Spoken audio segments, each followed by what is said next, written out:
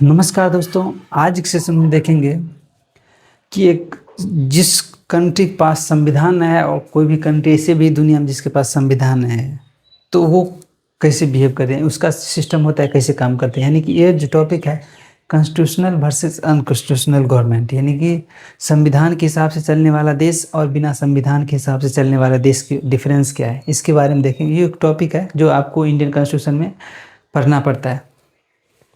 और ये टॉपिक इस वीडियो में हम देखेंगे और समझेंगे कि जो हम संविधान हमारा देश है वो संविधान की तरह चलते हैं, उसमें क्या क्या नियम होते हैं, और बिना संविधान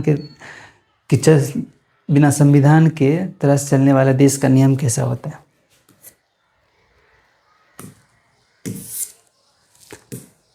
और ये जो नोट लिया हूँ ये विजन आईएएस से प्रिपेयर किया हुआ नोट है। ऐसा नहीं है कि आपको मैं अपने से बना दिया हूँ, ये विजन आईएएस के नोट से पढ़ा रहा हूँ। ये विजन आईएएस जो है इंडियन, जो आपको यूपीएससी प्रीलिम्स या फिर कोई भी गवर्नमेंट एग्जाम के लिए आपको काम कर सकता है, एसएससी हो बीपीएससी हो। तो चलते हैं, देखते हैं इस नोट में क्या है आखिर। देखिए यही एक टॉपिक है जो हम लिया हूँ इसमें, ठीक है।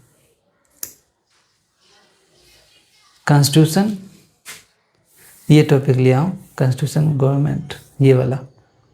बस इतना ही चीज़ को जानना है इस वीडियो में। बहुत शॉर्ट वीडियो है लेकिन बहुत इंपॉर्टेंट वीडियो है। यानी कि कॉन्स्टिट्यूशन गवर्नमेंट वर्सेस अनकॉन्स्टिट्यूशन, यानी कि संविधान के हिसाब चलने वाला जो सरकार है और बिना संविधान के हिसाब चलने वाला सरकार में क्या डिफरेंट है। पहला आप ये समझ लीजिए, जो संविधान होते हैं उसमें government which is elected by public, यानी कि उसमें जनता द्वारा उसमें इलेक्शन होते हैं और जनता उसको सेलेक्ट करते हैं। जिसमें संविधान यानी संविधान के हिसाब से चलने जनता उसको सेलेक्ट करते हैं वोटिंग देकर, थ्रू इलेक्शन प्रोसेस के थ्रू। यानी जनता जिसको बनाना चाहे वो सरकार बना सकता है, जनता के हिसाब से होता है कॉन्स्टिट्यूशनल सिस्टम में। दूसरी बात, head of the state has limited power. Head of state इसमें होते हैं, उसके पास लिमिटेड पावर होते हैं, याद रखिएगा। Head of state is limited power. इसमें स्पेसिफिक टेन्योर ऑफ रूल, यानी कि कोई भी चीज़ जनता अगर चुनेगा तो उसका टर्म होगा कि 5 साल रहेगा, 10 साल रहेगा, कुछ भी रहेगा, 3 साल रहेगा। तो इस स्पेसिफिक टेन्योर होते हैं, उसका टाइमिंग होते हैं, जिसकी तरह रूल करते हैं। हालांकि इसके साथ दूसरा भी देखते हैं, यानी इलेक्शन प्रोसेस होते हैं। दूसरी बात, इसमें नॉन कॉन्स्टिट्यूशनल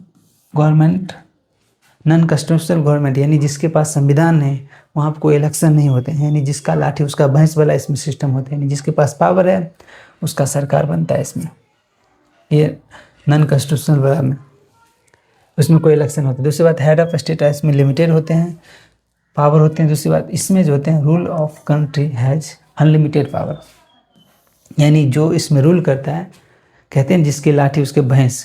यानी जिसमें जैसे कि अभी सऊदी अरब हो गया, दुबई हो गया, कतर हो गया, इस सब में जो किंग होते हैं तो किंग के पास अनलिमिटेड पावर होते हैं। इसके पास जो भी है वो कह देगा किसी को फांसी देना तो हो गया फांसी, यानी कि वो अपना रूल, यानी जो बोल दिया वही हो जाएगा, सच, समझे। तो ऐसे होते हैं rule of country has unlimited, इसके पास अनलिमिटेड पावर होते हैं। ये किसी पावर से किसी नियम के तहत नहीं, अपना जो उसका नियम होता है, अपना जो वो बनाएगा वही नियम बन जाता है। चाहे किंग जॉन हो गया, ये सब किंग जॉन अलग हो गया, लेकिन ये जो सऊदी अरबिया सब में है, कतर में, सब किंग होते हैं अभी भी।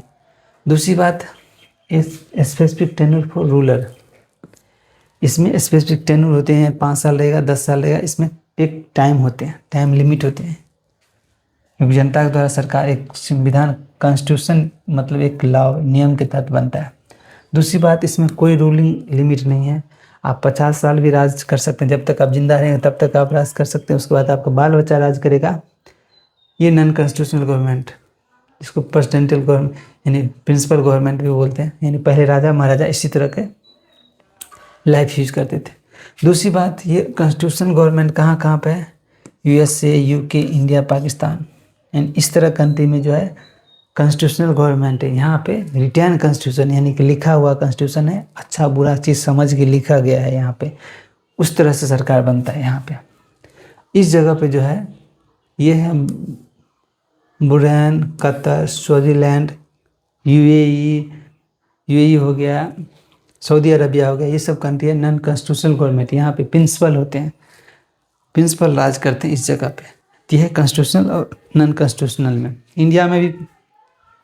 इंडिया में तो हालांकि ब्रिटिश का शासन रहा 2 साल, लेकिन उससे पहले देखें बहुत सारे एरिया में अपना रूल था, राजा महाराजा का अपना कानून था, उसके हिसाब से चलते थे। वो जगह उस एरिया को रन किया जाता था, राजा महाराजा ही न्यायिक सिस्टम था, वो सब ऑर्डर देते थे, वही होता था। तो ये हो गया constitutional government versus non constitutional government. Topic बहुत ही सिंपल है, लेकिन एक डिफिनीशन देखते हैं ऊपर में है, वो डिफिनीशन क्या है। हाँ, कॉन्स्टिट्यूशन वर्सेस कॉन्स्टिट्यूशनलिज्म, यानी कॉन्स्टिट्यूशन और कॉन्स्टिट्यूशनलिज्म क्या है, अंतर होता है। फिर ये समझ लीजिए, एक्स्ट्रा टॉपिक है ये।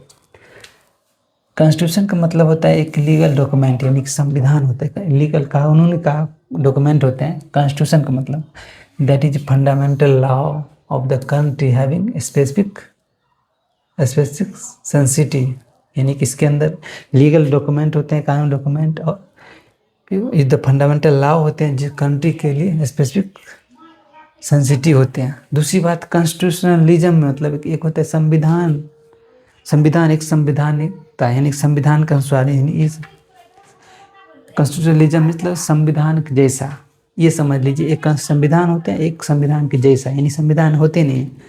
इसमें कॉन्स्टिट्यूशनलिज्म मतलब होता है स्पेसिफिक लिमिटेशन, इसमें संविधान का है नहीं है, लेकिन संविधान के जैसा चलते हैं ये लोग। स्पेसिफिक लिमिटेशन होते हैं, general state power to prevent the exercise of arbitrary decision making. इसके अंदर कोई भी ऐसे डिसीजन होते हैं जिसके लिए जो नियम के तहत बनाते हैं उस पर वो डिसीजन करते हैं, रोक देते हैं, यानी prevent the exercise of arbitrary decision making. कुछ ऐसे डिसीजन होते जो जो पब्लिक के अगेंस्ट हो, कुछ ऐसे खिलाफ हो, तो उसको रोक देते हैं। ये कॉन्स्टिट्यूशनलिज्म है।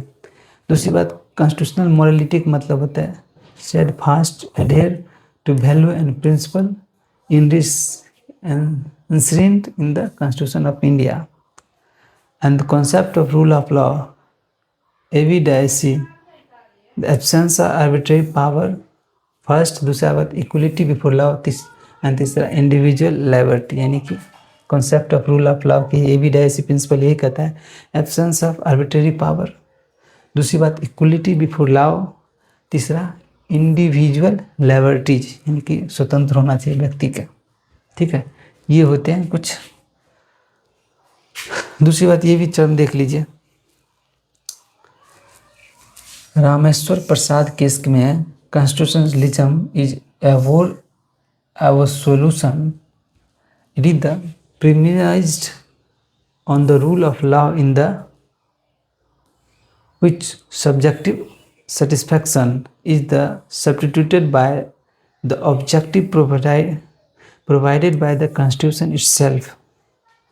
And आयर गोलियो केस के अंदर constitutionalism is a legal principle that require control over the exercise and government power to ensure that the democratic principle shall be not be destroyed. ये आयर गोलियो केस, ये एक टर्म है जो आपको याद रखना है लिखने के लिए। तो दोस्तों इस वीडियो में इतना ही रहेगा इस टॉपिक पर। नेक्स्ट टॉपिक मिलेंगे, तब तक के लिए जय हिंद।